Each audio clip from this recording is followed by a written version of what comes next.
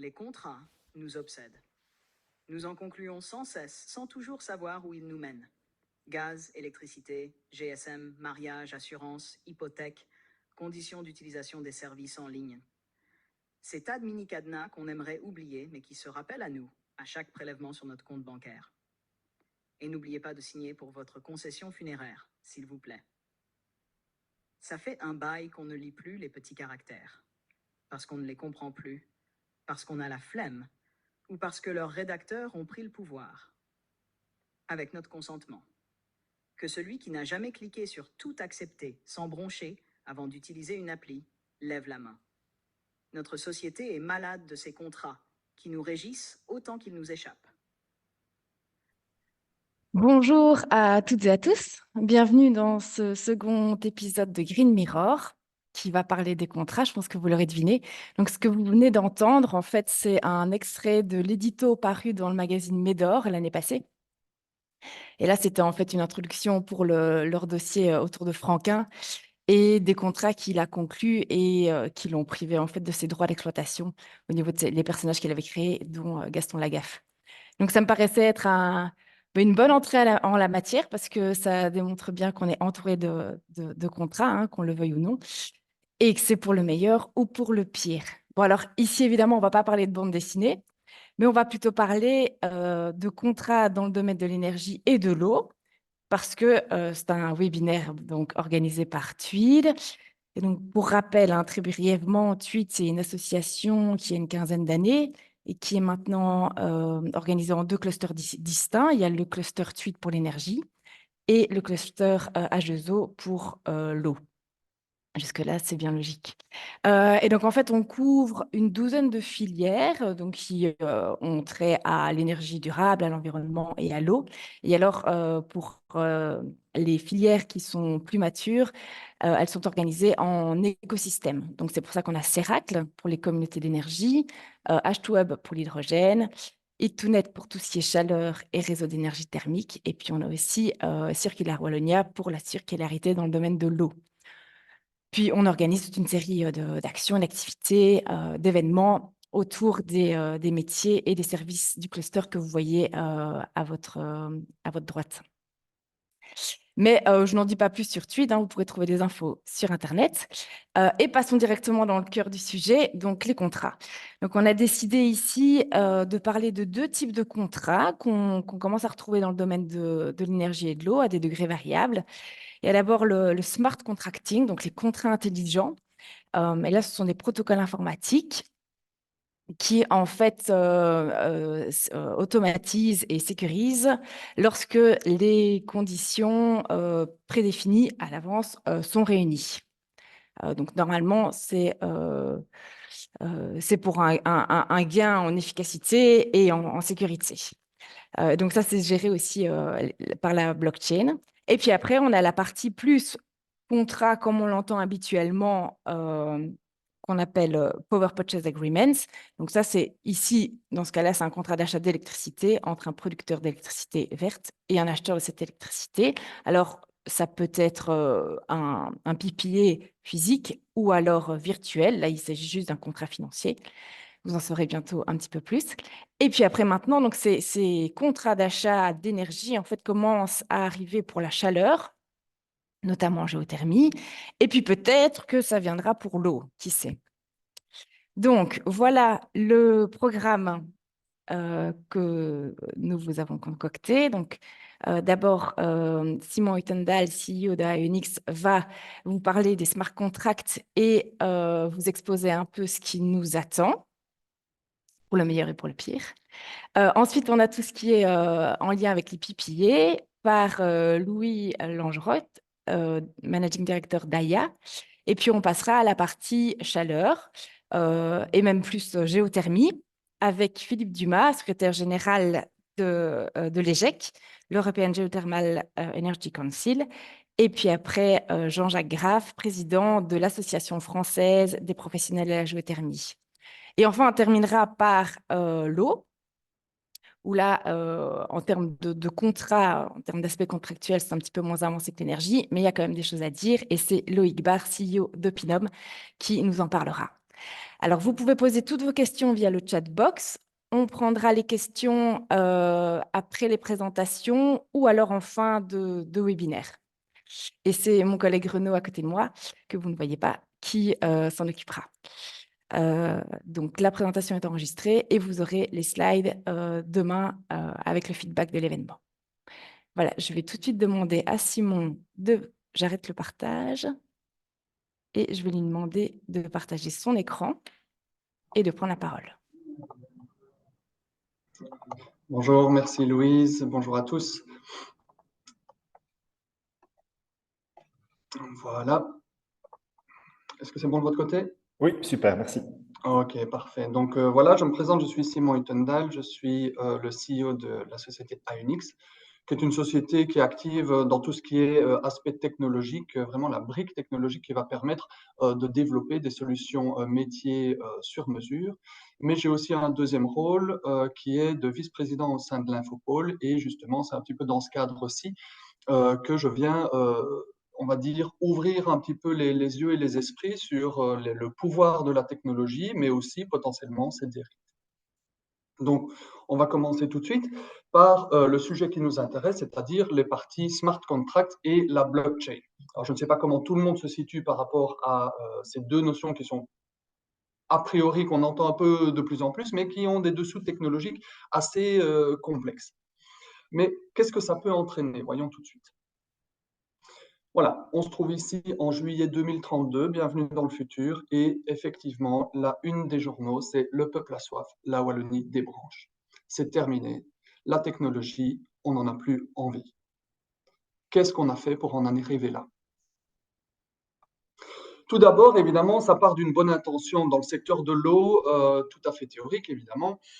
Sont arrivées sur le marché des nouvelles technologies qui permettent de remonter l'information en quasi-temps réel, hein, donc les compteurs intelligents, comme on les appelle. Bon, il n'y a pas vraiment d'intelligence, mais bon, le terme est là, et qui permettent de mesurer un petit peu la consommation.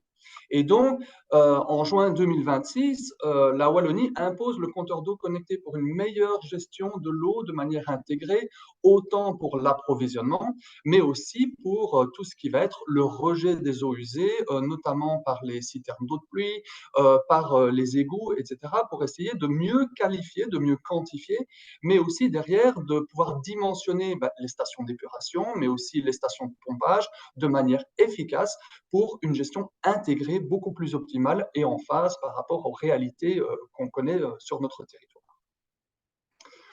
En janvier 2027, un petit peu plus tard, se posent les questions. Oui, mais on a énormément d'infrastructures qui coûtent cher et donc la Wallonie décide d'imposer le tarif prosumer, un petit peu comme on le connaît pour l'électricité, mais au domaine de l'eau.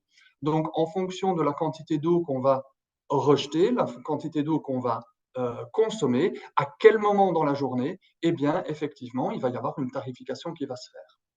Maintenant, ça pose des questions dans la population. Les gens se disent, oui, mais bon, qu'est-ce qui me garantit que ceci, cela, c'est pas clair, je ne sais pas quel est le tarif de l'eau quand je le consomme, etc. Donc, c'est là qu'intervient la technologie blockchain.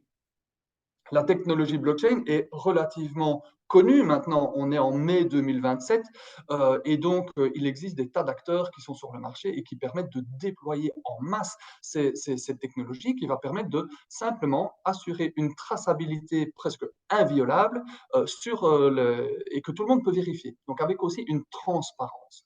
C'est-à-dire que les différentes informations qui vont être remontées des compteurs, en amont comme en aval, mais aussi bien au niveau des stations d'épuration, les données qui viennent des stations de pompage et de tous les équipements qui font partie du cycle de l'eau vont être enregistrés de manière décentralisée, justement, c'est ça qui est intéressant, et va pouvoir être consulté par les gens pour essayer de savoir ce qu'il en est. Ça mène à des tas d'applications qui sont extrêmement intéressantes. Parce que maintenant, les citoyens, les entreprises, mais les services publics également, peuvent voir et visualiser, avoir vraiment un dashboard à 360 degrés qui leur permet de comprendre non seulement quelle est la qualité de l'eau, quelles sont ses propriétés, mais aussi quelles sont les consommations, en fonction de quels critères est-ce qu'il y a des plus et il y a des moins. Ça permet d'avoir une transparence totale. Donc, nous sommes en mars 2028 et effectivement, à partir de maintenant, tout le monde peut voir ce qui se passe. Mais il y a beaucoup d'informations et vraiment beaucoup d'informations qui arrivent et comment est-ce qu'on arrive à gérer tout ça? Ben, se posent d'autres problèmes. Parce que les big data, c'est très bien, mais il faut les exploiter. Et les exploiter manuellement ou avec des process qui ont été réfléchis ad hoc, ce n'est absolument pas efficient. Et on est dépassé. C'est là qu'évidemment apparaît la notion de smart contracts. On est en septembre 2029, évidemment, ça a pris un peu de temps à mettre en œuvre. Bon, bah, il fallait légiférer, premièrement, bah, on sait que ça prend du temps, et ensuite, bah, techniquement parlant, les solutions sont prêtes, mais il fallait le mettre en place. Les smart contracts ont la possibilité justement de commencer à automatiser un certain nombre de choses. Notamment, on va parler de la facturation, les prix. Rappelez-vous, on est dans un tarif prosumer qui va varier en fonction du moment de la journée où on consomme de l'eau, où on renvoie de l'eau. Donc, il y a un certain nombre de complexités qui sont liées à ça. Et l'idée, c'est justement d'avoir des algorithmes qui vont permettre de calculer tout ça de manière automatique, mais aussi que ce soit clair et transparent pour tout le monde. C'est-à-dire, il n'y a pas de ah oui, mais j'ai mieux négocié mon contrat ou je me fais avoir parce que effectivement je n'ai pas un pouvoir de négociation suffisant. Et donc, non. Ici, c'est vraiment des contrats qui sont gérés de manière générale et qui sont intrinsèquement à l'intérieur de cette blockchain. C'est-à-dire qu'on ne peut pas l'en dissocier. Dès qu'il y a un critère qui est déclenchant, eh bien, le smart contract, derrière, va s'exécuter, va envoyer une facture, va prélever les fonds sur les comptes bancaires des différentes personnes, va éventuellement rembourser des gens, etc. Évidemment, attention, on est ici dans le futur et l'intensification des phénomènes climatiques extrêmes prend de l'ampleur. On est en août 2031, ça fait déjà quelques années, 2 ans exactement que les smart contracts sont là, que ça fonctionne bien, mais on connaît des périodes, ici c'est un été particulièrement sec, il y a des périodes de sécheresse assez intenses, et donc, se pose la question, et justement, vu les critères qu'on a déployés, le système qui est en place, on se dit, génial. On a maintenant un outil qui est extrêmement performant, qui a comme vocation de monitorer et d'avoir une transparence, mais maintenant, on va pouvoir aussi agir. Et agir de quelle manière? Justement, tous ces compteurs connectés, on va pouvoir imposer des quotas et vérifier, mesurer et même bloquer l'accès à l'eau des trop gros consommateurs hein, ou des entreprises qui, à un moment donné, font n'importe quoi ou ont peut-être des pertes, des fuites. Et donc, voilà, grâce maintenant à cette technologie de smart contract, de blockchain, on a une vue globale sur ce qui se passe et une simple décision politique permet d'enclencher des processus qui vont de nouveau être formalisés sous la forme de smart contract, c'est-à-dire que c'est automatique. Voilà, la règle est ceci, les facteurs et les critères qui permettent d'enclencher, de déclencher l'exécution du contrat sont rencontrés, donc du coup, effectivement, le compteur est bloqué. Évidemment, moi j'ai besoin d'eau.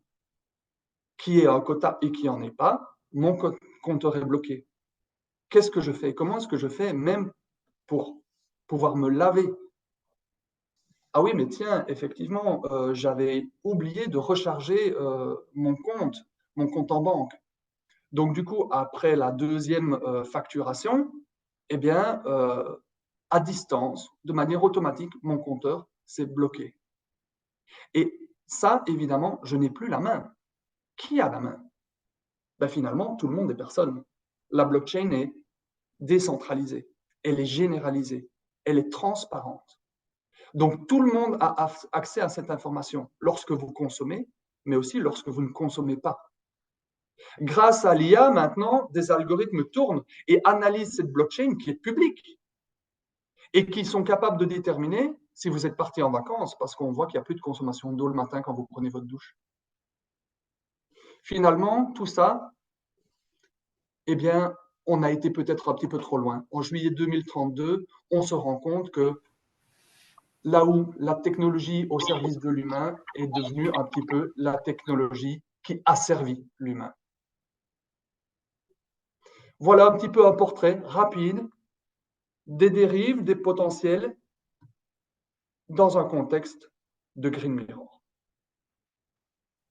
Merci beaucoup, Simon. C'était super. C'était super. C'était vraiment très instructif. Effectivement, ça fait peut-être un petit peu peur.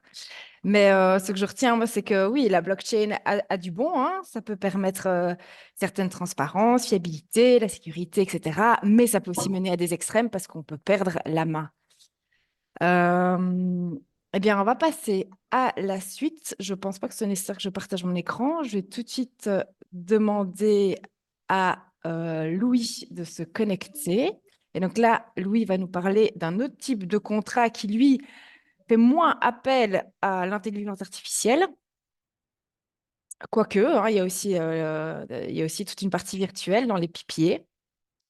Mais je vais lui laisser nous en dire plus. Et je rappelle, si vous avez des questions pour Simon ou pour la suite des présentations, n'hésitez pas à les poser dans le chat box.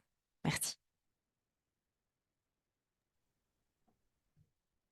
Bonjour à tous, Louis Langeroc. J'arrive pas à allumer ma vidéo, donc vous ne me voyez pas. Je vois qu'elle elle est bloquée. Et voilà, hop. Voilà, maintenant tout le monde me voit. Donc bonjour à tous, Louis Langeroc, fondateur et managing director de la société Aya, euh, qui, euh, qui accompagne principalement les grands consommateurs d'énergie à, d'une part, réduire les coûts et d'autre part, avancer sur la question de la durabilité. Le sujet qui nous occupe aujourd'hui, je vais mon écran en grand. Le sujet qui nous occupe aujourd'hui sont particulièrement les PPA, les Power Purchase Agreements, donc les transactions directes entre un consommateur d'énergie et un producteur d'énergie. Donc le producteur d'énergie, c'est le propriétaire d'un asset de production comme des panneaux solaires ou des éoliennes. Les PPA sont un outil qui est finalement une solution pour quatre problèmes, quatre challenges, quatre enjeux qui sont une réalité pour un grand nombre d'entreprises, pour un grand nombre d'organisations qui consomment de l'énergie.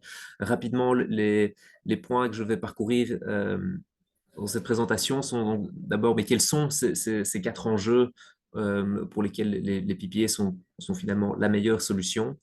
Quels sont les risques liés au PPA et lesquels faut-il donc essayer de mitiger?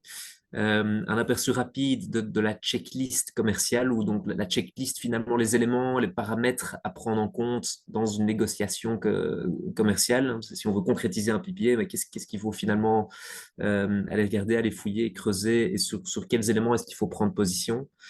Un aperçu des différents modèles des PPA, et puis ce qu'Aya concrètement apporte comme valeur dans ce setup. Donc commençons par les enjeux. Quatre enjeux sont très importants, sont très présents, sont de plus en plus présents. Le premier, on en sort gentiment, même si on n'est pas encore tout à fait sorti du tout même, c'est les prix de l'énergie. En particulier les prix du gaz et de l'électricité, qui ont connu ces dernières années un envol phénoménal. Mais je pense que c'était passé inaperçu pour personne. Les prix se sont aujourd'hui déjà fortement tassés, même si on reste quand même encore toujours à un niveau jamais vu avant pré-crise. Donc on reste toujours encore bien au-dessus des niveaux de prix qu'on avait avant la crise. Alors, il y a deux éléments au niveau du prix. C'est le fait qu'ils sont élevés. Cet élément-là, c'est un peu calmé.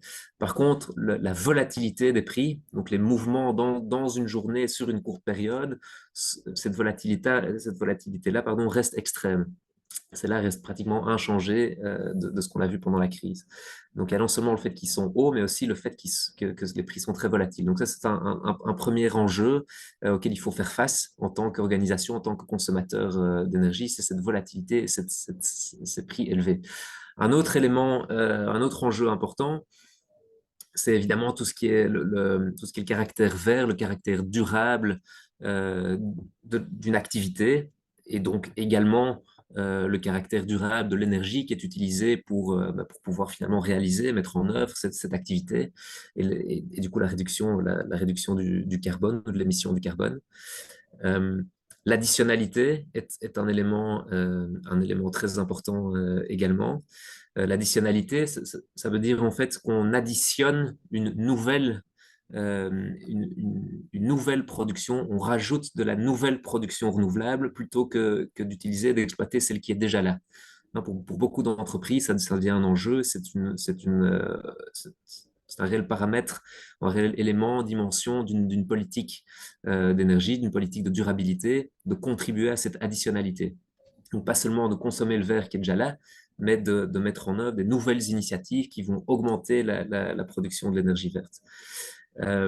Et puis finalement, un dernier aspect qui est très important, qui se traduit aujourd'hui très fort par tout le cadre réglementaire, que ce soit le cadre réglementaire belge, avec entre autres le CSRD par exemple, les reporting obligatoires pour tout un nombre d'entreprises sur la durabilité, sur les mesures entreprises en termes de durabilité, mais également au niveau européen, là c'est en particulier la régulation RED 3, RED 3, qui pousse toutes deux finalement à la traçabilité.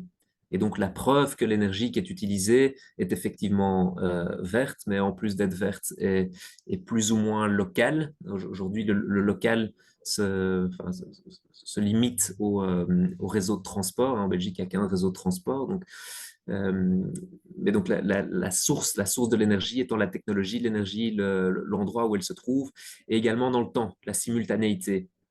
Donc ça sont les 4 éléments importants. Le prix, le fait qu'on veut et qu'on doit de plus en plus consommer vert, durable, qu'on veut faire ça de manière additionnelle, et puis que finalement, il faut aussi une traçabilité. Tout ça dans un cadre d'électrification, où voilà, tout ça est drivé par l'électrification. Ça, c'est le graphique ou le visuel qu'on voit sur la droite du slide le démontre. Donc, le niveau d'électricité qui va être utilisé ou le volume d'électricité qui va être utilisé va augmenter. On devient plus efficace en termes d'utilisation énergétique. Donc, l'utilisation d'énergie au sens large va probablement se réduire, mais au sein de cette énergie, la part de l'électricité va augmenter et la part du renouvelable en particulier va et doit augmenter également. Donc ça sont les 4 challenges, les 4 enjeux auxquels sont confrontés énormément d'entreprises et d'organisations. Et les PPA sont en fait la meilleure solution pour répondre à ces 4 enjeux. Évidemment, il y a malgré tout des risques qui sont liés à ces PPA. D'une part, il y a le risque du prix. Le risque du prix, que veut-il dire? Le but d'un PPA, est-ce que permet un PPA, ce que permet l'outil, c'est de fixer un prix sur le long terme. Évidemment, quand on fixe un prix, il existe toujours le risque que le prix du marché, qui lui reste variable, évidemment, reste flottant, comme on dit, que le prix du marché, lui, évolue plus ou moins haut que ce qu'on attendait, et ce qui, du coup, peut rendre le prix qui a été fixé par le PPA plus ou moins intéressant. Donc ça, c'est ce qu'on appelle le risque de prix. À combien est-ce qu'on fixe le prix du PPA, compte tenu du fait que le marché peut encore éventuellement réduire son prix, mais qui peut aussi augmenter. Donc ça, c'est le caractère de risque du prix qui va finalement se refléter aussi dans le contrat et dans les négociations de cette transaction directe entre producteurs et consommateurs. Il y a également un risque de volume. Le risque de volume, c'est le fait que c'est la conséquence du fait que l'énergie renouvelable est par définition intermittente et imprévisible, ou en tout cas un très fort caractère imprévisible, et donc on ne connaît pas, on ne connaît pas jamais exactement les volumes qui vont être produits. Alors il y a la partie qu'on maîtrise plus ou moins, ce qui est lié à la maintenance et au bon fonctionnement de l'asset, au bon fonctionnement de la machine. Après, il y a tout l'aspect qu'on ne maîtrise pas et qui est lié finalement à la température, au vent, à la pluie, à la météo au sens large. Donc ça, c'est le risque de volume qu'on reflète évidemment également entre autres dans le prix et dans les autres conditions du contrat. Ensuite, le risque du profil, qui est un peu lié au risque du volume. Et donc, le profil, il y a 2 profils. Il y a le profil de consommation, En tant que consommateur, on consomme de l'énergie selon un certain profil, à certaines heures, pendant certaines journées de la semaine, pendant certains mois de l'année. Et cette consommation va évoluer en fonction de l'activité qu'on a. Et puis, à l'autre côté, le profil de la production. Un profil solaire, un profil éolien ne sont pas les mêmes. En Belgique, par exemple, les profils éoliens vont produire la quasi-totalité de leur production annuelle va être produite pendant le premier trimestre et le dernier trimestre. Au niveau du solaire, c'est l'inverse. C'est plutôt pendant le deuxième et le troisième trimestre que la quasi-totalité est produite. Et donc, on tient compte évidemment du profil de production et du profil de consommation pour créer un match adéquat, comme on dit, entre les deux. Et donc là aussi, on va refléter dans les éléments du contrat comment se déclinent finalement ces profils. Et puis finalement, le dernier des risques substantiels à négocier, sur lesquels il faut prendre position, c'est le risque du balancing, le risque d'équilibre. Donc là où la position d'équilibre ne change pas, c'est l'équilibre de la consommation. Le profil de consommation, en principe, ne modifie pas, n'évolue pas, ne change pas, parce qu'en une fois, la source de l'énergie deviendrait solaire ou éolienne. Le profil de consommation, en principe, reste le même, et donc le profil de déséquilibre et le risque de déséquilibre reste le même au niveau de la consommation. Par contre, il y a un déséquilibre qui est créé au niveau de la production. Comme la production des PPA renouvelables est par définition intermittente et a un caractère imprévisible fort, ça crée des déséquilibres, ça crée des imbalances. Et donc, ça devient un élément très important à négocier entre le producteur et le consommateur qui prend en charge les risques liés à l'imbalance, qui prend en charge les coûts qui découlent de ce risque. Et donc, finalement, dans une négociation, on pourrait arriver à un accord. C'est l'appétit pour ces risques et la volonté de s'exposer ou non à certains de ces risques qui vont être reflétés dans les conditions contractuelles. Et donc, c'est ça finalement qui va structurer une discussion pour arriver à un accord sur une transaction. Ce sont ces positions par rapport au risque. Quelle est l'ampleur du risque que l'une et l'autre partie mesurent et quel est l'appétit ou l'envie de prendre ce risque, quelle est aussi la capacité d'absorber ce risque, qui vont finalement définir comment le contrat va se structurer. Sachant qu'aujourd'hui, il n'y a pas encore de normes, il n'y a pas de standard, il n'y a pas de template dans les contrats, dans ce type de transaction. C'est un outil qui est extrêmement nouveau, autant pour les producteurs que pour les off-takers, ce qui a l'avantage d'une part que tout est encore possible, à l'inconvénient par contre qu'il n'y a pas encore de normes, qu'il n'y a pas encore de standards, qu'il n'y a pas encore de template et donc il n'y a pas vraiment de cadre de référence. Ce qui est évidemment important à savoir quand on se lance dans une démarche de la sorte. Ça, c'est cette liste-ci, donc les aspects commerciaux, la checklist commerciale, c'est une liste qui fait peut-être un peu peur, qui est un peu longue. C'est une liste qui va finalement, qui relate le message pour ce slide-ci, et finalement qu'il y a plusieurs éléments à prendre en compte quand on négocie un contrat. Donc la discussion va être structurée autour des risques substantiels, et ces risques substantiels vont avoir un impact sur les différents éléments qui sont listés ici. Tous ces éléments, ces 9 éléments, bon, après on peut limiter ça à 5, on peut en rajouter encore d'autres. On pense que ceux-ci sont finalement les plus importants. Ce qui est important de comprendre, c'est que ce sont tous des vases communicants. Et donc on ne peut pas aborder chacun de ces sujets de manière standalone, de manière unique, vu que ce sont tous des vases communicants. Si on prend l'une ou l'autre décision sur le point 1, le PS consumed ou PS produced, eh bien, ça aura un impact sur le prix, sur l'allocation de risque, sur éventuellement la durée. Si on touche à la durée, on va pouvoir rebouger dans un autre sens d'autres éléments.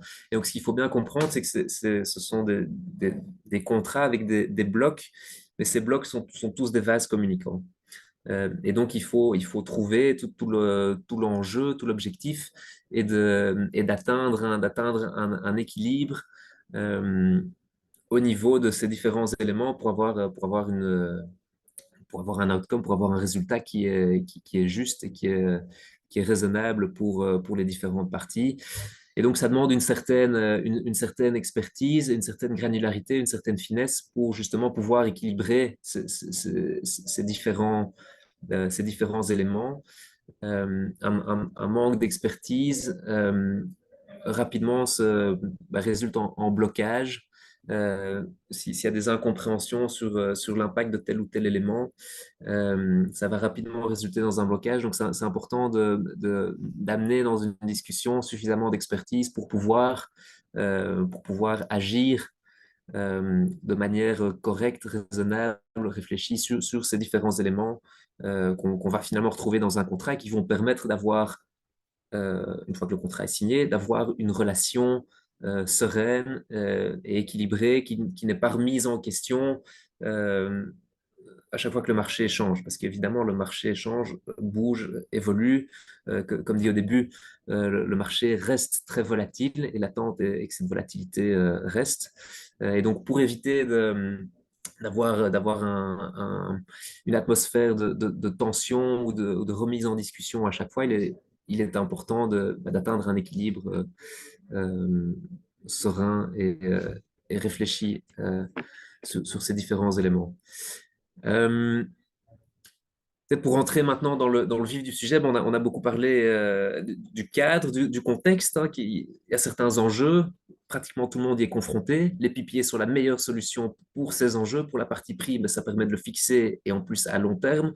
Les PPA sont verts par définition, enfin, en tout cas les PPA avec des panneaux solaires, avec des éoliennes, avec des centrales hydrauliques. Le but est évidemment de contracter l'énergie verte, idéalement qu'elle soit additionnelle. Donc les PPA permettent de financer finalement des nouveaux projets. Ces nouveaux projets voient le jour et sont bankable, comme on dit, hein, reçoivent la validation des banques pour le financer parce que, et grâce aux revenus qui sont sécurisés sur le long terme sous forme des PPA, là où dans le temps, il s'agissait des subventions et des subsides. Aujourd'hui, ce sont les PPA qui offrent ce revenu à long terme et qui rassurent les banques et les financiers derrière les assets. Et puis finalement, la traçabilité d'un PPA est complète également parce que le matching entre la consommation et la production se fait à chaque quart d'heure. Comme vous savez, les profils de consommation et de production sont monitorés et sont traqués quart d'heure par quart d'heure, avec les profils quart horaire, comme on dit. Et donc, les PPA répondent à chacun de ces enjeux. La traçabilité, l'additionnalité, le caractère durable et vert, et une réponse à la volatilité et la hausse des prix. Finalement, quels sont les différents modèles? On a décliné les différents modèles en trois grands blocs. Les PPA directs et physiques, qui sont les plus logiques quelque part, les plus simples à comprendre, mais qui aujourd'hui malheureusement sont impossibles dans le marché. Ensuite, il y a les PPA virtuels, qui sont finalement un modèle qui permet de mettre en œuvre les PPA. Et puis finalement, un modèle un peu hybride, qui est un modèle qu'on a appliqué, qu'on a mis en œuvre, nous, pour à nouveau faire fonctionner le modèle, parce que les PPA virtuels ont eux aussi leurs problèmes. Donc, pour revenir, les PPA directs, physiques, ce sont les PPA qui sont intégrés directement au sein du contrat d'électricité, le contrat de fourniture traditionnel qu'on a avec Engie, Total, Luminus, Seneco, etc. On intègre le PPA dans le contrat, donc le fournisseur est au courant du PPA et va intégrer dans sa facture une ligne supplémentaire pour dire, ben voilà, il y a une partie de l'électricité, une partie du volume qui a été consommé provient du PPA à ce prix-là et tout passe par une facture. C'est un modèle aujourd'hui qui ne fonctionne pas. Pourquoi? Parce que les fournisseurs n'en veulent pas. Les systèmes IT, les systèmes de facturation des fournisseurs ne permettent pas de le faire. Et puis, il n'existe aujourd'hui non plus pas de volonté auprès des fournisseurs pour intégrer ces modèles de consommation. Donc, les PPA directs et physiques ne fonctionnent pas. On ne peut pas aujourd'hui intégrer un PPA dans une facture, dans un contrat de fourniture classique. La réponse à ça, c'est du coup avoir un PPA qu'on appelle virtuel et qui permet via un deuxième contrat, en fait, aller sourcer, aller contracter un PPA sans que le fournisseur du contrat traditionnel et classique soit dans la boucle. Alors, il ne doit pas le savoir, il peut évidemment le savoir, et en fait, même, il ne demande pas mieux que ça se passe de cette manière-là, comme ça, lui, il peut continuer à faire ce qu'il a toujours fait, facturer le volume d'énergie complet, sans se soucier qu'il y ait un PPA ou non derrière. Et le PPA, dans ce cas-ci, est finalement un mécanisme de hedging, de couverture. Donc, d'un point de vue physique, l'entièreté des mégawattheures va être contractée auprès du fournisseur traditionnel classique comme Eneco, Luminus, etc. Et dans le PPA, on va convenir d'un prix avec un producteur. Donc, du point de vue de l'off-taker, il y a en fait deux contrats. Il y a le contrat avec le fournisseur classique, comme il existait avant, et puis un autre contrat à côté avec le producteur. Et l'autre contrat à côté avec le producteur fonctionne selon le mécanisme du CFD, le Contract for Difference. Et donc, on convient entre producteur et off-taker un prix qu'on appelle un strike price, par exemple 70 euros. Et ensuite, le producteur ou le consommateur vont se rembourser mutuellement en fonction du prix du marché. Donc, le contract for difference, la différence entre le strike price et le marché. Donc, pour donner un exemple, le prix convenu pour le PPA est de 70 euros. Le marché est à 100 euros, pardon, le marché est à 100 euros. Donc, si le marché est à 100 euros, ça veut dire que l'acheteur, le consommateur, aura acheté son énergie à 100 euros sur le marché, l'entièreté de son volume, il l'aura acheté à 100 euros sur le marché. Le producteur, lui, il aura vendu l'entièreté de sa production à 100 euros sur le marché. Par contre, un prix de 70 euros a été convenu. Donc, ce qui va se passer, c'est que le producteur va rembourser 70 moins 70, 100 euros moins 70 euros, donc 30 euros, va rembourser une partie au consommateur. Va rembourser 30 euros au consommateur, ce qui veut dire qu'in fine, à la fin, le consommateur, il aura payé 70, donc il a payé 100 sur le marché, mais il a récupéré 30 du producteur. Et le producteur, lui, il a reçu 100 sur le marché, mais il a remboursé 30 au consommateur. Donc, au final, il aura payé 70. Et donc, on se retrouve au prix qui était convenu. Donc, ça, c'est le modèle virtuel du PPA virtuel qui permet donc de mettre en œuvre des PPA aujourd'hui en Belgique et en Europe, vu que les fournisseurs refusent de faire le physique direct. Le modèle hybride, comme celui-ci, est finalement une réponse au risque fiscal que pose le modèle virtuel. Dans le modèle virtuel, comme il s'agit d'un virtuel, il s'agit potentiellement d'un produit financier. Donc fiscalement, cette transaction pourrait être qualifiée comme un produit financier, ce qui veut dire qu'il y a certaines conséquences fiscales, et par exemple l'obligation de rapporter ce qu'on appelle un mark-to-market, donc de rapporter la valeur intrinsèque du contrat, qui est évidemment évolutive en fonction du marché. Et donc potentiellement des taxes. Pour éviter ça, il faut rendre le produit à nouveau plus physique que ce qu'il est dans le virtuel, mais pas trop physique non plus, sinon on tombe dans le premier modèle. Et ça, c'est précisément le modèle qu'on a développé, qui est un modèle hybride. Ça devient un peu technique, mais où du coup, le point d'injection va être, donc le point d'injection, donc l'asset du producteur, le contrat d'injection de cet asset va être intégré dans le périmètre de l'acheteur. Donc éventuellement chez un autre fournisseur, mais le contrat d'injection sera au nom de l'off-taker.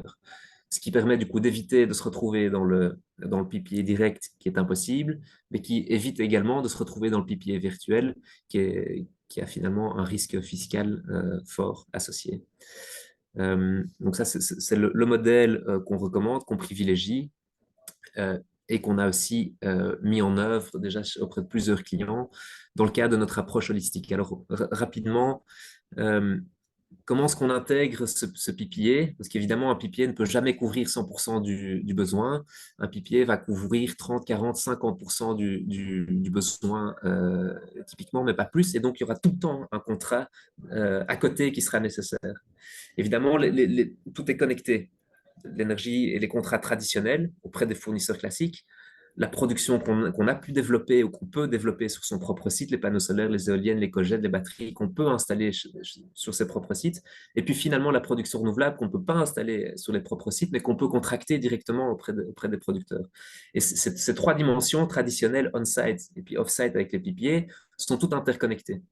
Et donc, il est important d'avoir une approche holistique, consistante, cohérente, au-delà de ces différentes dimensions, pour se positionner dans un optimum. Avoir une approche scindée de ces différentes dimensions va naturellement résulter dans un suboptimum. Et donc, il est important d'avoir cette approche intégrée au PPA. C'est précisément ce qu'on propose et ce qu'on peut garantir finalement avec Gaïa, afin que la situation fasse de sorte à ce que l'impact en termes de coûts, en termes financiers, soit limité, soit optimisé, mais également par le fait de faire de PPA, l'impact sur l'environnement également. Rapidement, les process, donc il faut tenir compte avec un processus d'environ minimum 2 mois, et ça va typiquement jusqu'à 6 mois pour contracter un PPA. Pourquoi? Mais justement parce qu'il n'y a pas encore de normes, il n'y a pas de template, il n'y a pas de standard, et donc beaucoup d'éléments doivent être négociés. Les parties doivent être éduquées quelque part aussi, doivent être formées sur les différents éléments avant de pouvoir prendre position. Et donc, il faut tenir compte avec un certain laps de temps qui est nécessaire pour arriver à une transaction équilibrée. Voilà. Ensuite, je vais terminer peut-être par donner un exemple d'un PPA qui a été signé, que nous avons signé l'année dernière pour aider la STIB à rendre finalement plus verte et plus stable en termes financiers 20% de sa consommation via un PPA de 50 gigawattheures qui a été contracté entre la STIB et Aspiravi. Récemment, Decathlon a signé un aussi sur le même principe. Brussels Airport également. Et donc, on voit de plus en plus de joueurs qui intègrent les PPA dans la stratégie de sourcing comme outil finalement qui devient un peu incontournable pour répondre aux différents enjeux. Voilà, je termine par quelques références de clients que nous accompagnons sur les problématiques de l'énergie au sens large et des PPA en particulier. Voilà.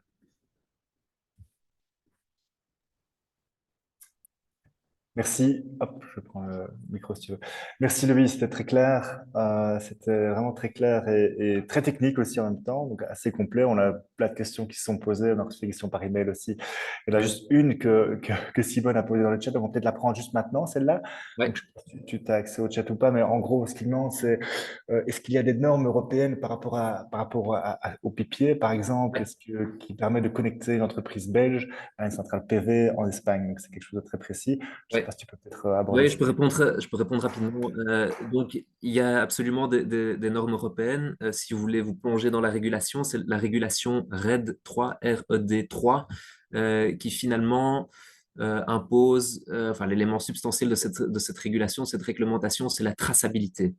Donc, c'est l'obligation de plus en plus poussée des consommateurs de prouver la source de leur énergie. Alors, concrètement, pour ce qui est des PPA qu'on appelle cross-border, donc le fait de contracter entre deux pays différents, on peut le faire. Techniquement, c'est tout à fait possible. Par contre, c'est extrêmement risqué. Pourquoi est-ce que c'est risqué? Bien parce qu'aujourd'hui, le modèle prépondérant qui existe partout en Europe, c'est le modèle virtuel. Et donc, dans le modèle virtuel, on utilise un contract for difference. Mais la différence dans un contrat cross-border est prise sur deux marchés différents. Parce que le renewable producer, le producteur, il est en Espagne, donc lui, sa référence, c'est son marché espagnol. Vous, votre référence en tant que consommateur, c'est le marché belge. Et donc, le problème, c'est que vous allez tous les deux parler d'une différence différente. Et lui va, par exemple, dire, on avait convenu un prix à 70 euros, mais le marché espagnol, il y a eu énormément de production de soleil, donc le marché espagnol, il est à 40. On avait dit 70, donc merci de me payer 30. Vous, en Belgique, vous allez dire, bon, on a convenu 70, mais mon marché s'est envolé. Si on est à 100 euros, heureusement, j'ai mon pipier, donc merci de me rembourser 30. Et donc, tous les deux, vous allez vous réclamer l'un l'autre 30. Finalement, là-dedans, c'est toujours le consommateur qui est perdant, hein. C'est le producteur qui a gain de cause. La référence réelle du marché, c'est le marché du producteur, ce qui veut dire que vous, en tant que consommateur, vous allez payer deux fois. Parce que non seulement vous allez payer 100 euros et donc 30 euros de plus que ce que vous pensiez avoir convenu, et en plus de ça, vous allez devoir payer encore 30 euros en plus à l'espagnol. Et donc, finalement, vous allez retrouver à payer 130 euros au lieu des 70 du PPA ou au lieu des 100 si vous étiez resté sur le marché.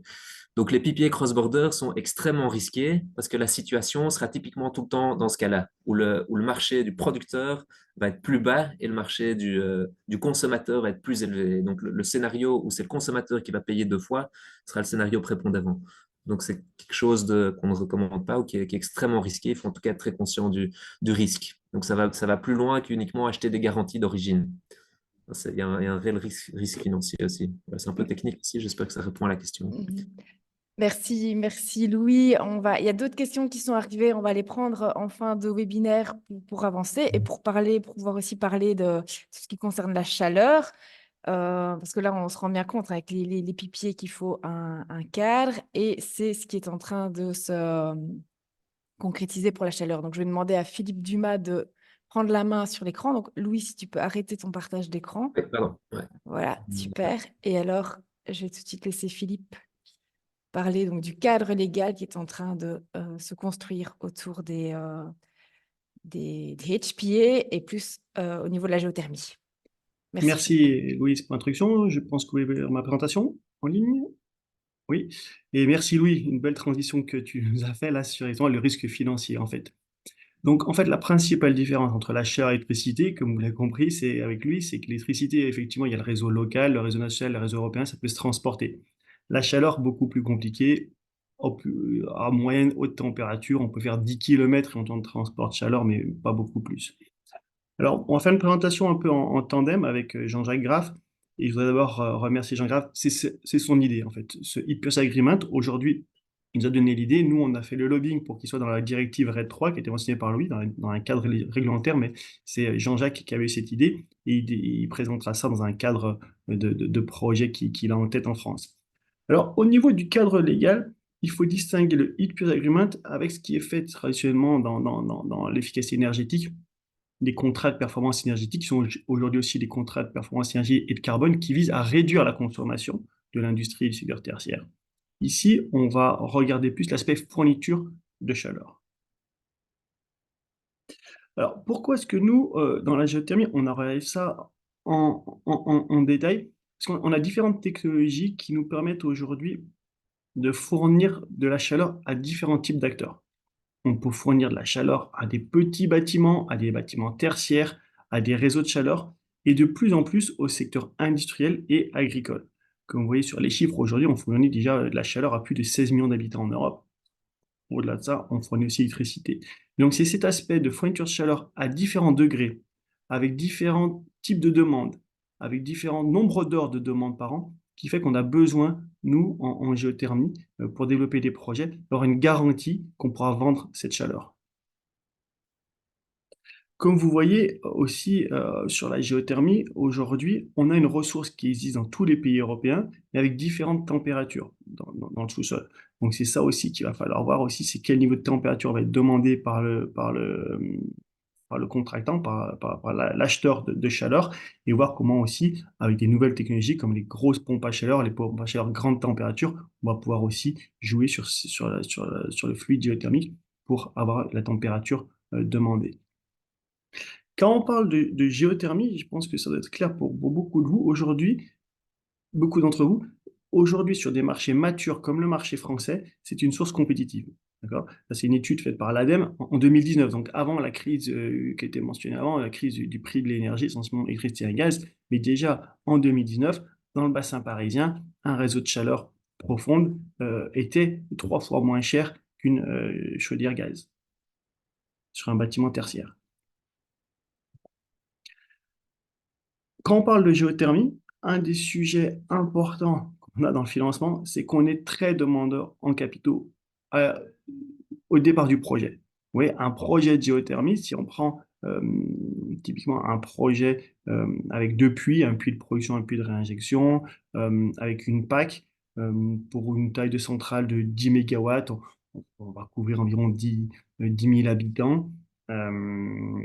Et donc, un coût de développement, bien sûr, avec une fourchette de prix qui va dépendre des conditions de marché, notamment sur les forages, mais qui va entre 16 à 24, disons 20 millions d'euros de développement de projet.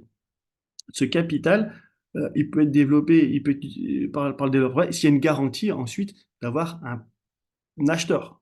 Et c'est là tout l'enjeu du Hit Peer Agreement, c'est trouver un acheteur pour inciter le développeur de projet à prendre le risque d'investir de tels montants financiers en phase amont. Aujourd'hui, je ne sais pas si on a peut-être pas beaucoup de temps, mais ce que j'aurais aimé vous faire, c'est regarder un peu quels sont les profils du risque et selon vous, aujourd'hui, quel est le principal risque? Aujourd'hui, quand on développe un projet de géothermie, on peut identifier 3 risques. La fourniture de chaleur et la vente de chaleur, être sûr qu'on ait un client ou qu'on ait plusieurs clients. Quand on parle en réseau éventuellement, comme j'ai dit, on peut avoir un périmètre de 10 km, donc il y a différents types de clients. Qui va financer l'infrastructure? Effectivement, quand on parle de kilomètres, c'est 1 million d'euros par kilomètre de réseau de chaleur, à peu près, hein.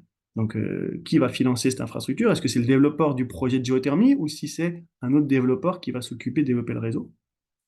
Et le troisième risque financier, c'est un risque propre à la géothermie, à toutes les technologies du sous-sol, au pétrole, au gaz, à toutes les autres technologies, c'est l'aspect ressources. Et être sûr que quand on fore, on a la ressource qu'on veut. Donc on a 3 types de risques qui sont différents. Et quand on parle Itch Agreement, le sujet, c'est répondre aux 2 premiers. On a d'autres outils financiers pour le troisième risque. Mais ce que je voudrais venir, effectivement, si on avait eu le temps, mais bon, on le fera peut-être une fois, c'est un petit sondage. À votre avis, aujourd'hui, quel est le principal risque pour un développeur de projet et quelles sont les meilleures solutions? Donc, le principal risque aujourd'hui, pour beaucoup de secteurs de gens de la géothermie, ils vont dire c'est le risque de la ressource.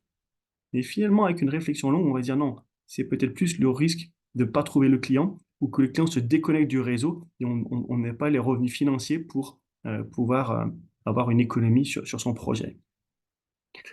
Et quand on a eu cette réflexion entre différents types de risques, effectivement, ce qu'on a vu en géothermie, c'est de deux modèles commerciaux, deux business models traditionnels, on en a vu développer dans la CNZ une douzaine.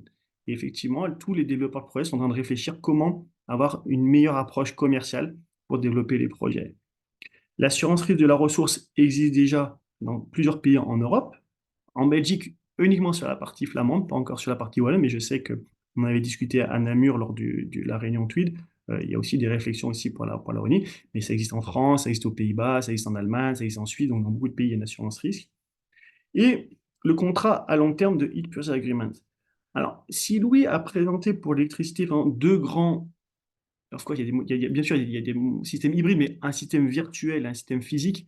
En Heat Purchase Agreement, on a beaucoup plus de variétés aujourd'hui, mais c'est encore un système qui est pas mature, qui se développe juste maintenant, qui n'a pas encore le cadre légal abouti pour avoir vraiment une vue sur quelle sera la principale tendance de développement de Heat Purchase Agreement.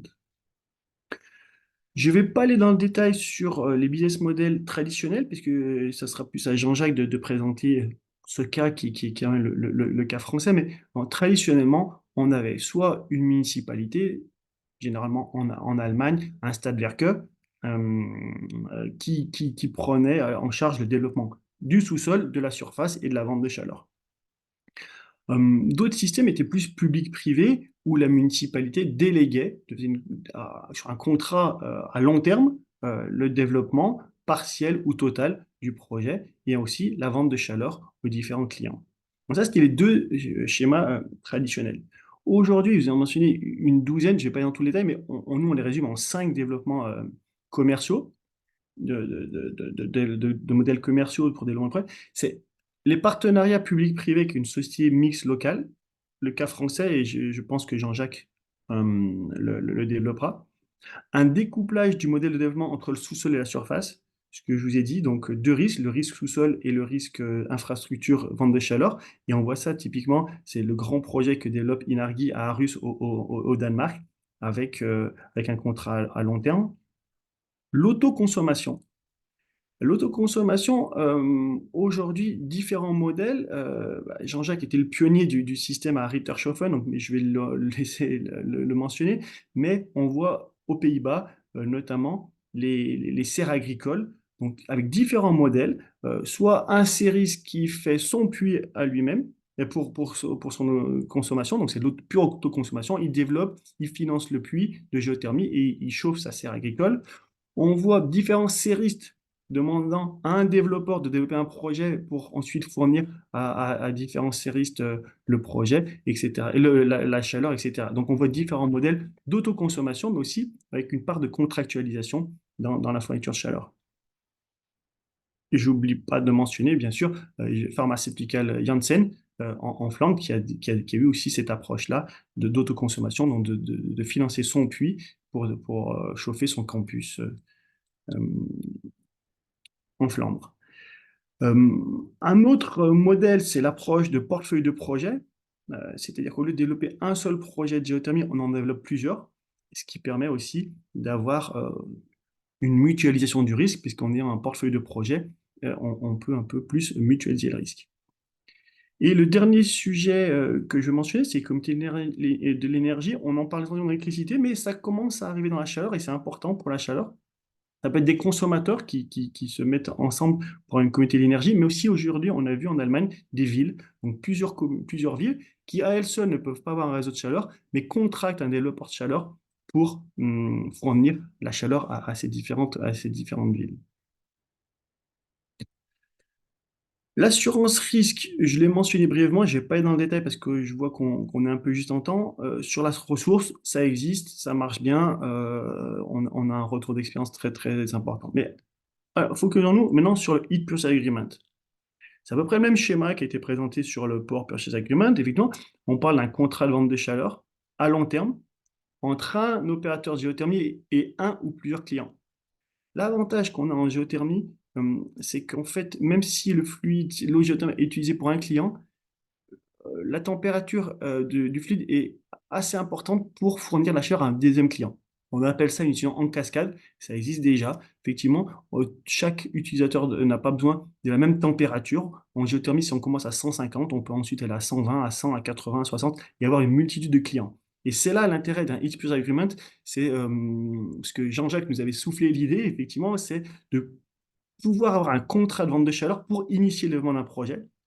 Un projet de géothermie, il peut aussi être dimensionné, s'agrandir au fil du temps. Donc vraiment, on peut, avec ce Heat Purchase Agreement, avoir une garantie sur la vente de chaleur qui ensuite permettent de développer le projet plus grand et avec plusieurs clients qui vont acheter cette chaleur dans un réseau, comme je dis, de 10 km maximum. Et la fourniture de chaleur se fait à la température demandée et pour le nombre d'heures demandées. Aujourd'hui, les enjeux sont très importants, hein, parce qu'on voit avec les changements climatiques, les températures et les demandes de chaleur sont très fluctuantes d'une année sur l'autre sur les réseaux de chaleur.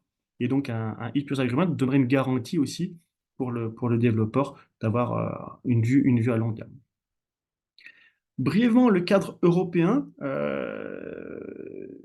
deux choses que vous pouvez peut-être noter. Il y a eu un rapport du Parlement européen sur la géothermie au mois de janvier qui a été voté par tous les députés européens. 553, juste sauf deux ont voté contre. Et dans ce rapport, tous ces sujets sont mentionnés. Il faut une sécurité pour le développement des projets. Il y a un risque associé au projet. Et je mentionnerai juste la dernière phrase. Il faut développer des nouveaux types de business models. Donc, c'est aussi par le législateur, c'est mentionné. En géothermie, on a besoin d'avoir cette innovation sur les modèles commerciaux. Et le Heat Purchase Agreement est un des modèles commerciaux à prendre en compte sur ces innovations.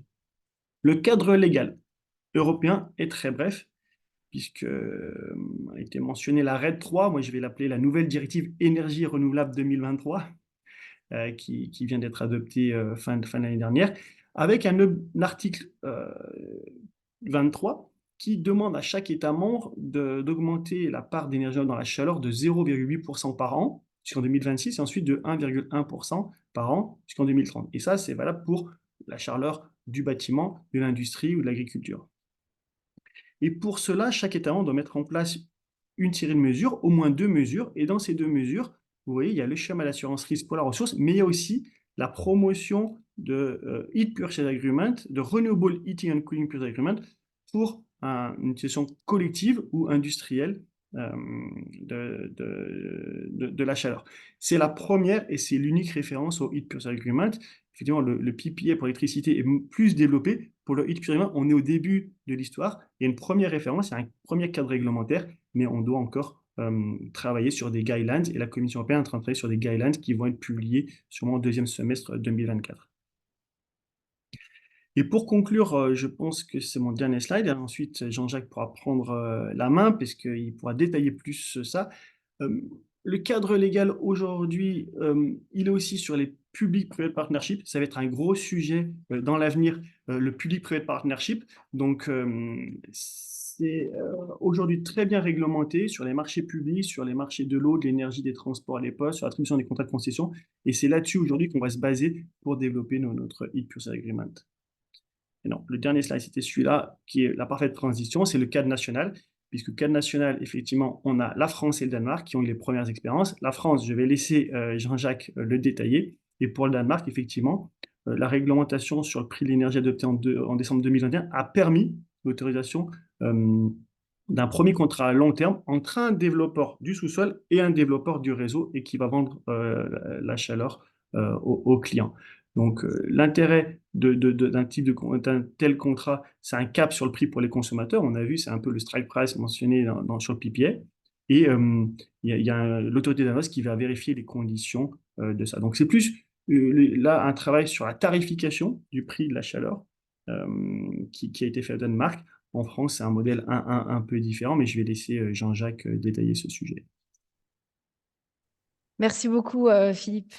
On va pas créer une discontinuité. Je vais tout de suite demander à Jean-Jacques de prendre la main et de partager son écran, donc pour justement un peu plus se plonger dans le modèle français.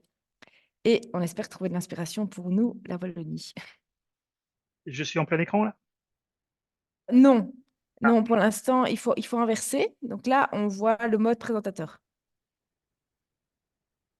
Il faut en fait il faut partager probablement l'autre écran. Dans le paramètre d'affichage, voilà. Je vais recommencer.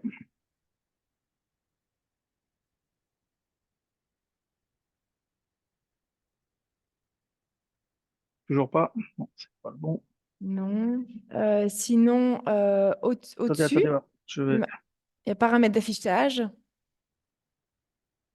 Ici, dans l'écran que nous, on voit.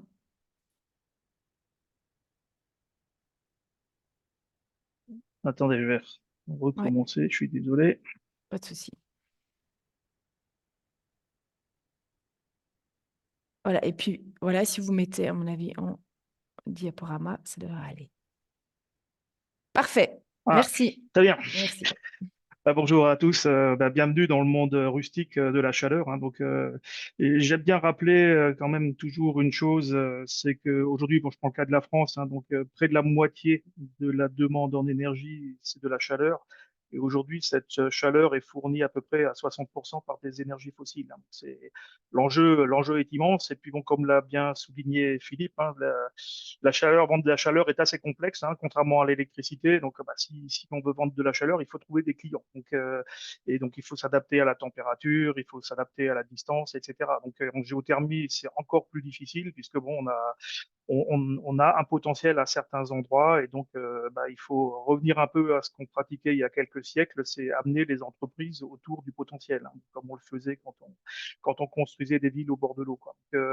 En géothermie, l'investissement est de l'ordre de 20 à 30 millions d'euros, sans compter le réseau. Si le réseau n'existe pas ou s'il faut faire des extensions, c'est des fois à peu près le même montant à investir. Donc, c'est pour ça que le législateur a imaginé des modèles juridiques adaptés à différentes situations.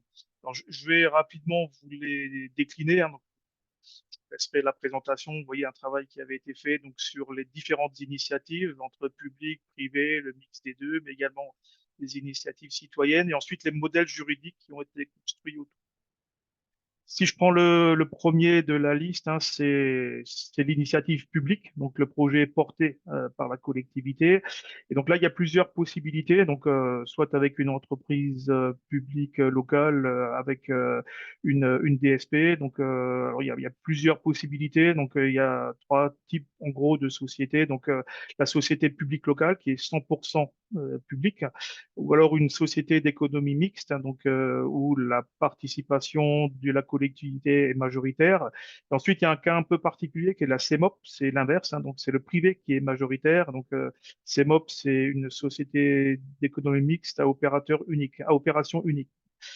Si je fais un petit zoom sur la concession de DSP, bon, c'est le modèle le plus répandu, hein, donc qui avait un avantage énorme pour la collectivité, bah, c'est que l'investissement est porté par l'opérateur. Par contre, en contrepartie, ben, il a quasiment aucune influence sur le choix de l'opérateur, et on a vu des cas de figure où en fin de concession, bah, les opérateurs ne faisaient plus trop les investissements nécessaires. Donc ça, c'est un modèle aujourd'hui qui je pense pas qui va se développer en grande masse, mais peut-être pour les communes qui n'ont pas de quoi financer, éventuellement, ça peut encore être intéressant. Sinon, la CEMOP, donc, qui se développe de plus en plus, hein, et qui nécessite des compétences techniques pour suivre l'opérateur. Donc là, la collectivité est minoritaire, certes, mais elle participe aux décisions. Donc, elle participe à la gestion, mais la contrepartie, c'est qu'il faut avoir les moyens d'investir, hein. Donc, c'est pas toujours le cas pour les villes moyennes. Par contre, on voit pour notamment l'exemple de la compagnie parisienne de chaleur urbain, donc le réseau de chaleur de Paris, il est en train de passer en CEMOP, donc avec une participation d'un peu plus de 30% de la ville de Paris. La Banque des Territoires, donc la Caisse des dépôts, qui est une banque publique, qui participe aussi, donc et le reste, c'est l'opérateur. Donc il y a des villes aussi qui partent sur ce modèle, comme Lille, Bordeaux, et des projets sur Dijon, Mulhouse. Donc vous voyez, c'est des grandes villes en général. Il faut des services techniques, il faut des compétences, et c'est un modèle qui plaît plutôt bien. Juste un petit focus sur la concession DSP. Donc, la délégation de services publics, donc, se fait en général production et distribution, donc les deux. Donc, la ville, elle fait un appel d'offres.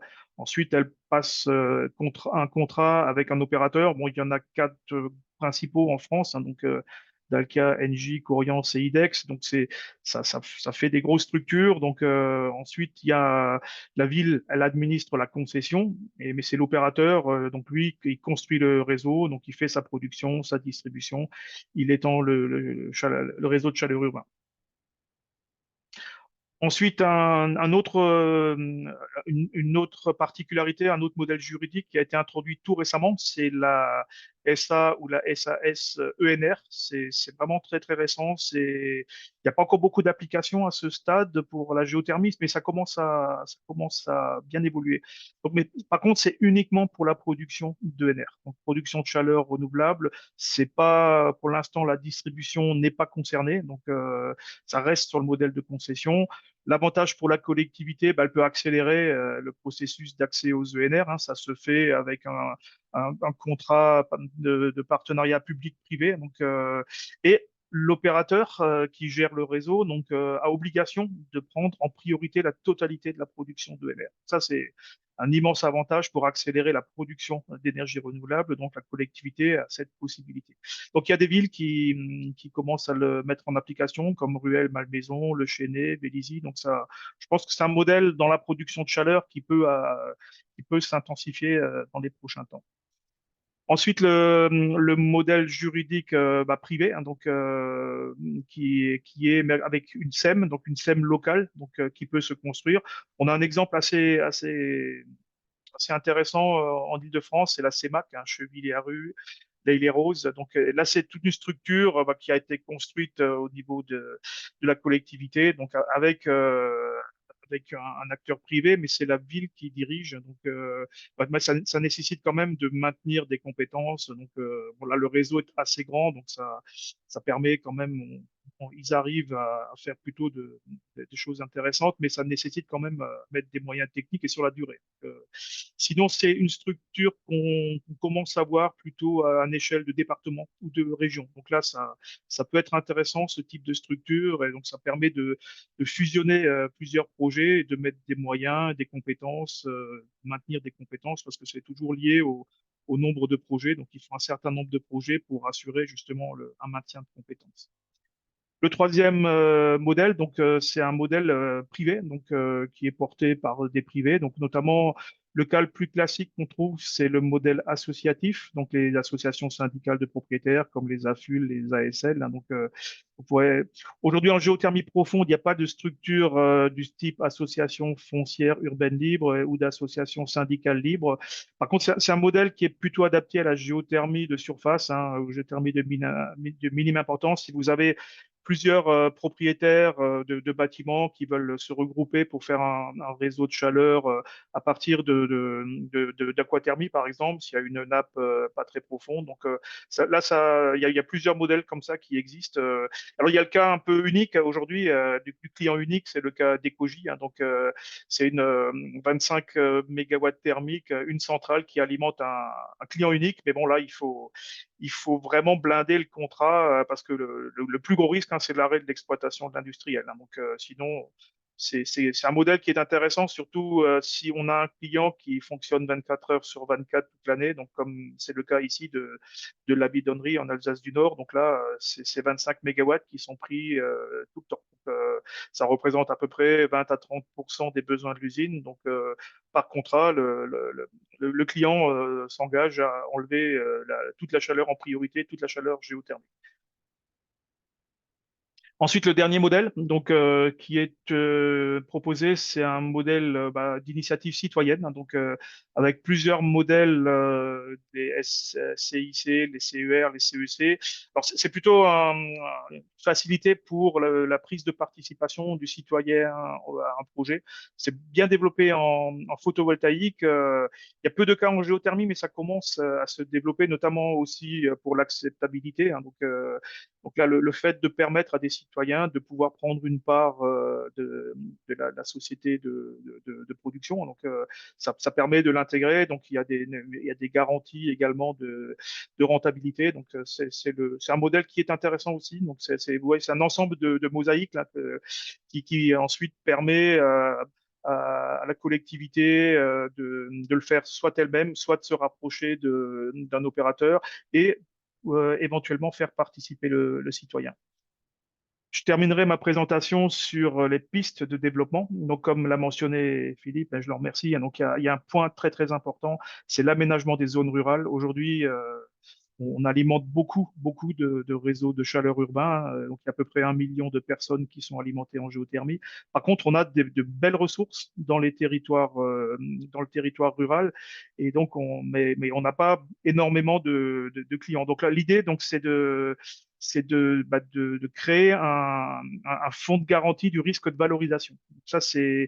Ça a été lancé dans une des actions du plan d'action pour le développement de la géothermie qui a été lancé par la ministre Agnès Pannier-Runacher donc l'an dernier. Et donc, on va lancer tout un groupe de travail pour justement étudier ce sujet qui en plus est inscrit donc dans les directives européennes, ce qui est un appui quand même très très fort. Donc on a quand même pas mal d'éléments qui permettront ensuite justement l'idée c'est d'initier quelque part un projet avec un client, donc avec un enlèvement qui n'est pas suffisant, mais on peut justement maîtriser ce risque en mettant en place des mécanismes de compensation en cas si la zone se développe pas suffisamment rapidement. Et comme la géothermie est quand même, surtout la géothermie profonde, elle se voit sur le temps long, donc il faut souvent 3 à 5 ans pour développer un projet. Donc c'est tout à fait compatible dans les échelles. Hein. Donc s'il y a un ou deux clients qui se lancent sur une zone, après, on peut assez facilement remplir le reste. Et un dernier point que je voulais citer dans les contrats, alors ça plutôt pour de la géothermie de surface. Là, on nous a également demandé de plancher, de faire preuve de créativité, hein. Donc, si vous avez des idées dans votre cluster, on est preneur aussi. Donc, on voudrait lancer un espèce de mécanisme du type leasing, hein, LOA ou LDD. Donc, c'est-à-dire aujourd'hui, un client particulier ou une petite collectivité investir plusieurs dizaines de milliers d'euros est difficile, hein, pour faire de la géothermie. Par contre, sur le long terme, la géothermie gagne quasiment toujours. Il y a cette montagne de CAPEX à franchir. Et donc, l'idée, c'est de faire un peu comme on le fait pour les véhicules, hein. Donc, c'est mettre en place un leasing. Donc, puis bon, le particulier continue à payer ses mensualités. Donc, et puis, au bout de X années, il peut éventuellement racheter l'installation. Donc, voilà, c'est aussi des idées qu'on a lancées sur cette action du plan géothermie. Et donc, il y a encore beaucoup de choses à développer pour la chaleur. Et puis, effectivement, il faut faire un gros travail de créativité et on peut le faire que collectivement. Voilà, merci. Merci beaucoup Jean-Jacques. Bah oui, avec plaisir, on pourra en parler. Après, nous, on puise beaucoup d'inspiration aussi en France parce qu'on est la géothermie est moins développée chez nous. Ben voilà, on va certainement aussi communiquer avec l'Union des villes et communes wallonnes pour notamment parler des modèles juridiques dont Oui. tu as parlé. Je vois l'heure qui file, donc je vais passer la parole à Loïc Barre pour la dernière présentation de ce webinaire. Donc là, on va partir dans le secteur de l'eau, parce qu'il y a aussi des aspects contractuels qui sont intéressants à discuter. Je demandais à Loïc de partager son écran, parfait. Et donc là, on repart vers le smart contracting. Et puis après, on prendra les quelques questions et on essaiera de terminer plus ou moins dans les délais. À toi la parole, Loïc. Super, bonjour à tous. Merci de me recevoir pour ce domaine passionnant du smart contracting et un domaine qui est d'autant plus challengeant que le secteur de l'eau est probablement le secteur qui est le plus à la traîne peut-être dans ces notions de smart contracting, mais on va voir que, il y a déjà des choses qui se font et on va pouvoir essayer d'envisager l'avenir. Alors, avant de commencer à juste me présenter, donc Loïc Barre, moi je suis un des fondateurs et le CEO d'Opinum. C'est une société que j'ai fondée il y a 10 ans, que j'ai revendue il y a 2 ans à un groupe qui s'appelle Itineris. Et avec l'idée que une des manières d'accélérer la transition énergétique et la préservation de l'eau, c'était de voir ce qu'on pouvait faire avec toutes les données qui existaient et qui étaient créées dans ces univers énergétiques et d'eau, hein. Les plus répandus, c'est ce qu'on appelle les compteurs intelligents qui produisent pas mal de données. Et comme ça a été dit dans une précédente conversation, enfin en tout cas présentation, l'idée n'est pas de générer de la donnée pour simplement avoir plus de quantité de données, mais c'est surtout de l'exploiter et c'est ça qui a fait notre tagline, hein, Impact with Data, puisque c'est ça qu'on essaie de faire, c'est exploiter les données pour avoir un impact sur la transition énergétique et la préservation de l'eau.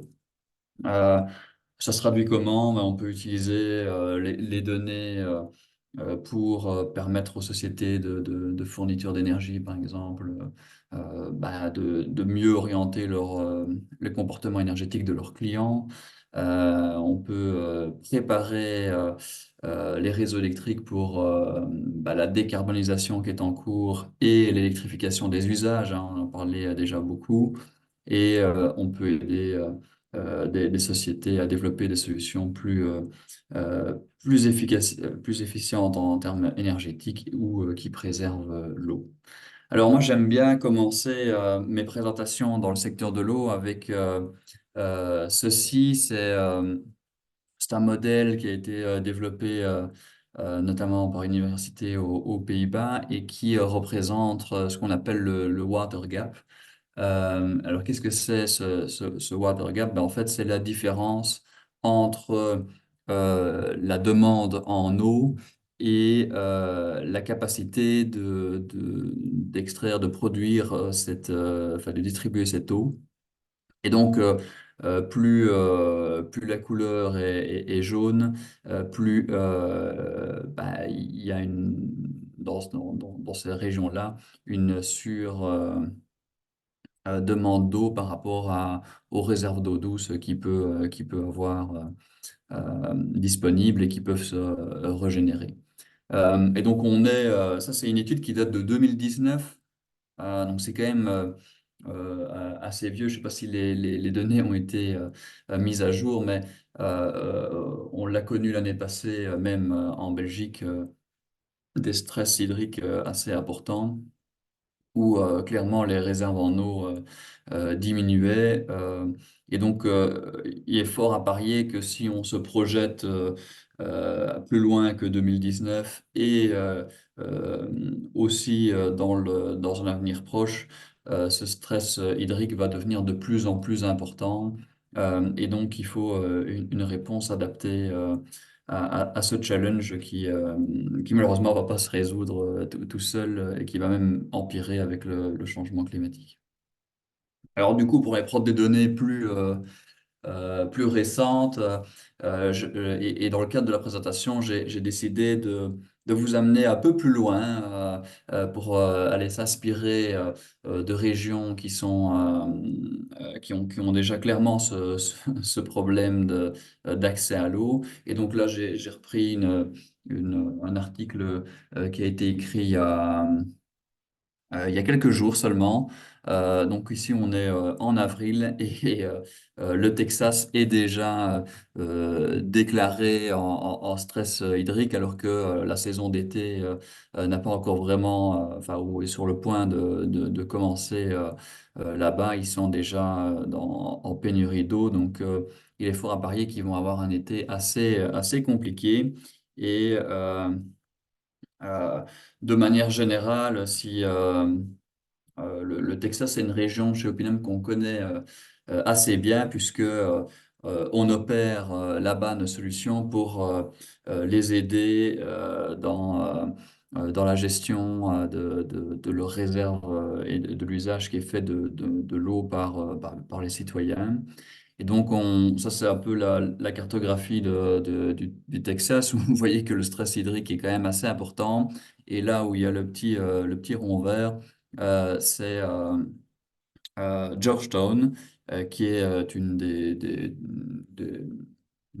grandes villes du Texas, enfin, on va dire ville moyenne, et qui opère son réseau d'eau et pour lequel on a une mission de voir comment on peut exploiter les données et vous allez voir le début de ce qu'on va appeler le smart contracting dans l'eau, dans le but finalement de préserver l'eau. Pour vous dire, l'année passée, il y a vraiment des endroits au Texas où les gens n'avaient vraiment plus accès à l'eau. Donc, ils ouvraient le robinet, il n'y avait plus d'eau. Je ne sais pas si vous savez imaginer le stress que ça peut produire à la population. C'était assez impressionnant. Et donc, ils étaient obligés de faire venir des camions citernes avec de l'eau pour pouvoir fournir en eau l'ensemble des habitants. Alors, qu'est-ce qu'on peut faire de ces données? Donc, au Texas, il y a beaucoup de villes qui ont décidé d'investir dans les compteurs intelligents. Donc, le but, la première chose la première action qu'ils ont prise, c'est finalement se dire, ben, on ne peut pas contrôler ou prendre des actions sur un environnement qu'on ne connaît pas. Et donc, ils ont installé comme ça à peu près 80 000 compteurs intelligents, hein, qui correspond au nombre de points de livraison d'eau qui assurent la ville de Georgetown. Et ils ont commencé à regarder les consommations d'eau des, des citoyens ou des fermiers, etc. Et donc, on peut se baser sur le graphe que vous voyez ici en dessous, qui est finalement la consommation d'eau pour les personnes enfin, pour une personne ici en particulier qui vit à Georgetown. Euh, Ce qui est intéressant, c'est que au niveau de ces données, en fait, quand on les regarde comme ceci, on voit pas, enfin, on voit un pattern, hein. On voit en effet que il semblerait qu'il y a un pattern régulier de consommation d'eau avec des pics à certains moments. Ce que nous, on a mis en œuvre pour eux, c'est finalement se dire, bah, est-ce qu'on peut pas aller chercher un peu plus d'informations sur l'usage qui est fait de l'eau? Et donc, on a commencé à décomposer cette consommation d'eau en trois grandes parties. Une consommation d'eau, on va dire, normale. Une consommation d'eau qui est liée à de l'irrigation, hein, donc bah, des gens qui, au plein milieu du Texas, veulent avoir une herbe de type golf, hein, bien verte, bien coupée, et donc qui doivent irriguer leur jardin pour que l'herbe reste bien verte. Et puis après, des consommations ad hoc qui ne correspondent pas forcément à l'irrigation, mais qui peuvent par exemple correspondre à un remplissage de piscine.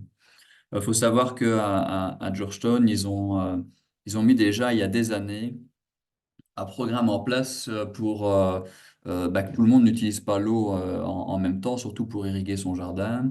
Et donc, pendant toute la période d'été, vous avez des personnes enfin, vous avez une interdiction d'utiliser l'eau pour remplir votre piscine ou pour l'utiliser pour faire de l'irrigation certains jours de la semaine, et c'est déterminé par rapport à votre numéro de rue. Et donc là, ce qu'on voit sur le graphique, c'est les petits points rouges que vous voyez, c'est les jours normalement où on ne pouvait pas utiliser l'eau pour l'irrigation ou pour le remplissage des piscines. Et là, on voit clairement, ben, on est dans un cas où très clairement il y a une violation des règles d'utilisation de l'eau. Alors on a regardé ça sur l'ensemble des consommateurs. Alors il faut savoir que Georgetown faisait déjà des contrôles par rapport à ça, mais manuels. Donc c'était très compliqué de trouver bah, des violations des règles d'utilisation de l'eau. Euh, quand on a quand on a lancé le premier projet pilote avec eux sur une plus petite partie de la population, on a remarqué que il y avait déjà 40% des gens qui n'en avaient vraiment rien à faire de ces règles, et donc ils les suivaient pas du tout. On a remarqué que c'était une utilisation correspondant à la consommation en d'eau pour remplir 600 piscines olympiques, ce qui est quand même pas une petite consommation d'eau en termes de volume.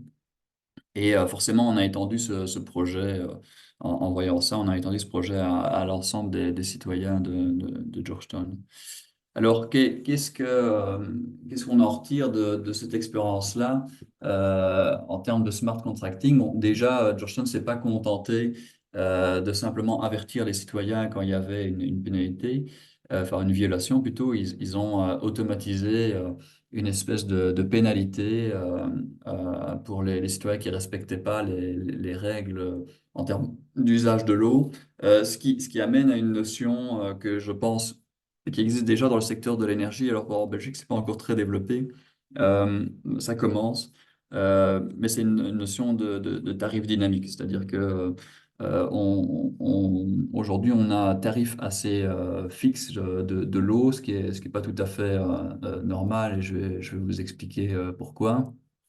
Euh, Parce que, bah, comme je dis déjà, il y a des moments où utiliser l'eau est forcément moins pénalisant que d'autres.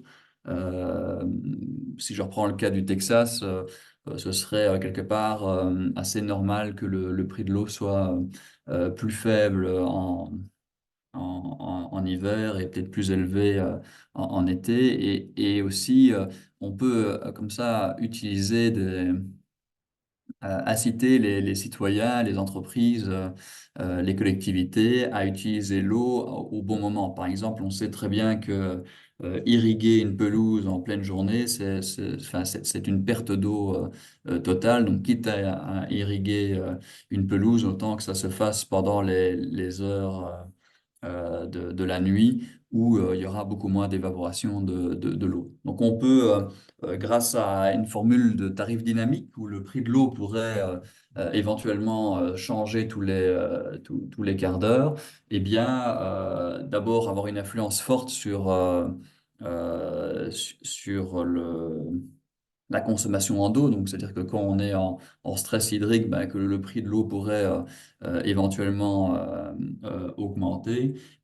Et en tout cas, puisque l'accès à l'eau est fondamental naturellement, et donc le but n'est pas de priver les personnes d'utiliser l'eau, mais de dire que par exemple le prix est un prix normal pour une utilisation normale de l'eau, et le prix devient de plus en plus cher en fonction de l'usage qui est fait de l'eau. Et donc, on pourrait considérer que de l'eau pour se laver, pour boire, pour faire tout ce qui est absolument nécessaire, est un prix euh, qui est accessible à tous, mais que, par exemple, le prix de l'eau pour remplir une piscine est un prix qui est plus important. Et donc, grâce aux données qu'on récolte de ces compteurs intelligents, on pourrait aller dans cette direction-là.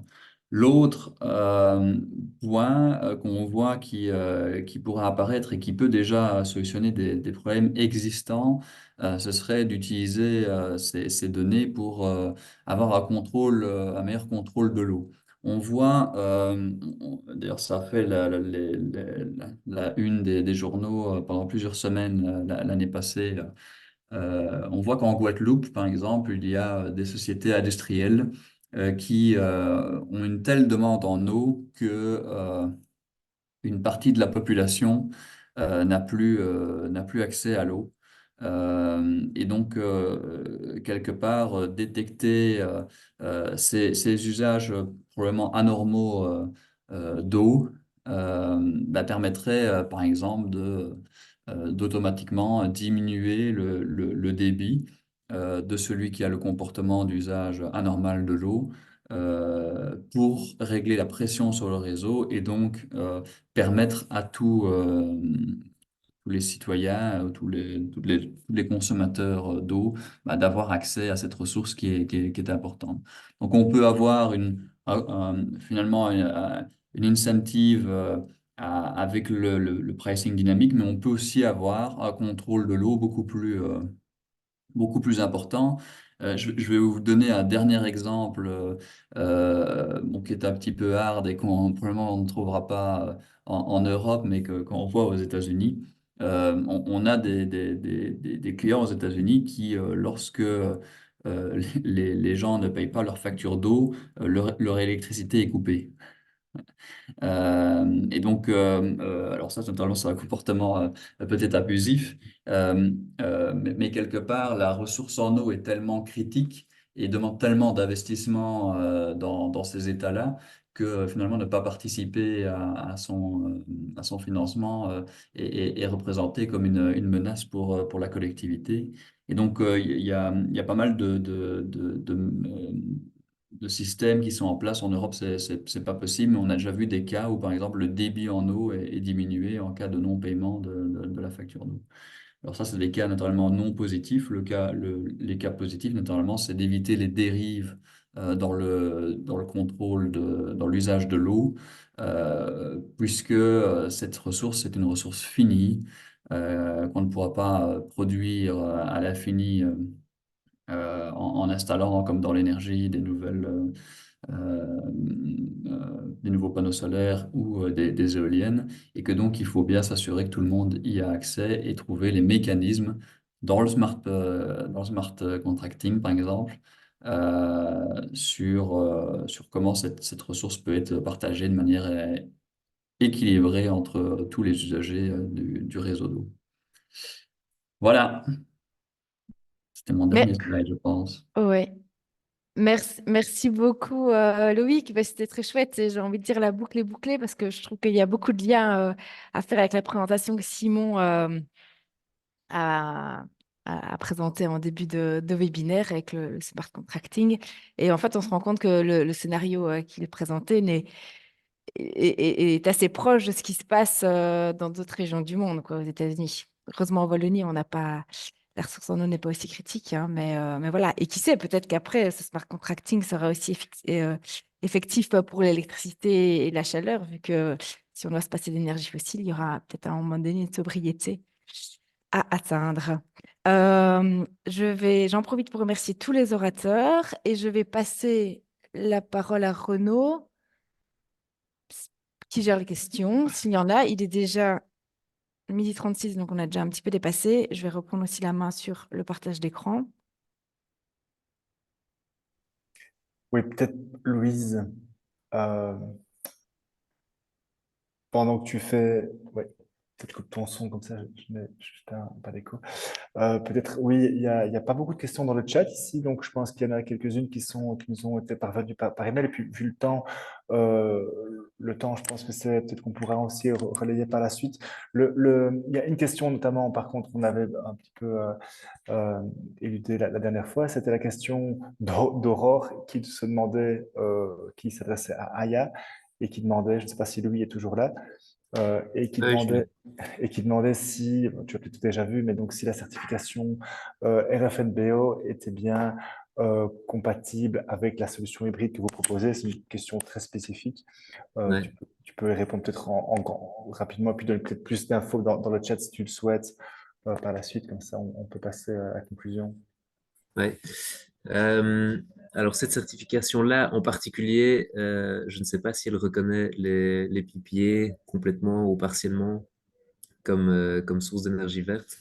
Ce qui est sûr, en tout cas, c'est que de plus en plus de protocoles et de labels verts reconnaissent de plus en plus les PPA comme une source établie et Ça. légitime d'énergie verte. Donc même les protocoles et les labels qui ne le font pas encore, de plus en plus commencent à se mettre au diapason et commencent à le faire.